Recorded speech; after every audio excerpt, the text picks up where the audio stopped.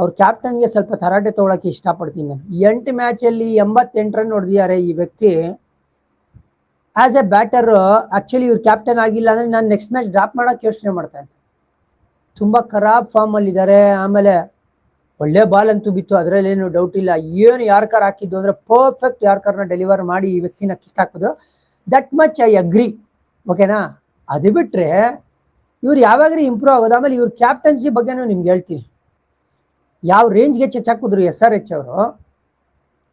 ಇವ್ರ ಬೌಲರ್ಗಳ usage just because Abhishek Ishan ಇಬ್ರು ಬ್ರಿಲಿಯಂಟ್ ಆಗಿ ಬ್ಯಾಟಿಂಗ್ ಆಡ್ತಾ ಇದ್ದಾರೆ, ಸಕ್ಕದ ಬ್ಯಾಟಿಂಗ್ ಆಡ್ತಾ ಇದ್ದಾರೆ, ಅಬ್ಸಲ್ಯೂಟ್ಲಿ ನೋ ಡೌಟ್. ರವಿ ಬಿಷ್ಣೋಯ್ಗೆ ಇಂಪ್ಯಾಕ್ಟ್ ಸಬ್ಬಾಗಿ ತರ್ತಾರೆ, 1 ಓವರ್ ಕೊಡ್ತಾರೆ. Last match man of the match Ravindra Jadeja ಅವ್ರಿಗೆ 1 ಓವರ್ ಕೊಡ್ತಾರೆ. ಇವ್ರು 1 ಓವರ್ ಬೌಲಿಂಗ್ ಹಾಕ್ತಾರೆ. ಡೋನೋವರ್ ಫೆರೇರಾ ಕೈಲಿ 1 over ಹಾಕಿಸ್ತಾರೆ.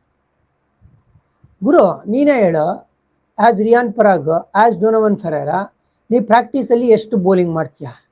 Just like A bowler ನೀನು ಪ್ರಾಕ್ಟೀಸ್ ಮಾಡಿರ್ತೀಯಾ? ವೇರಿಯಸ್ ಸಿನಾರಿಯೋಸ್ಗೆ ನೀನು ಪ್ರಿಪೇರ್ ಆಗಿರ್ತೀಯಾ? ಅಥವಾ ಹೊಸ ವೇರಿಯೇಷನ್ಗಳ ಮೇಲೆ ನಿನ್ನ ಹತ್ರ ಕಂಟ್ರೋಲ್ ಇದೆಯಾ? ಏನಕ್ಕೆ ಟೀಮಲ್ಲಿ ಸ್ಪೆಷಲಿಸ್ಟ್ ಬೌಲರ್ಗಳನ್ನ ತಗೊಳ್ಳೋದು ಹೇಳಿ? ಅವ್ರ ಹತ್ರ ಈ ಥರ ಸಿಚುಯೇಷನ್ ಚೆನ್ನಾಗಿ ಆಡಿರೋ ಅಭ್ಯಾಸ ಇರುತ್ತೆ, ಅನುಭವ ಇರುತ್ತೆ.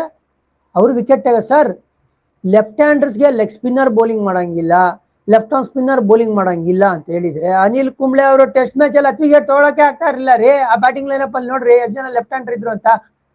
ಇದು ಕಂಟ್ರಿ ಥಿಂಕಿಂಗ್ ಅಂತ ಹೇಳಕ್ ಇಷ್ಟಪಡ್ತೀನಿ ನಾನು.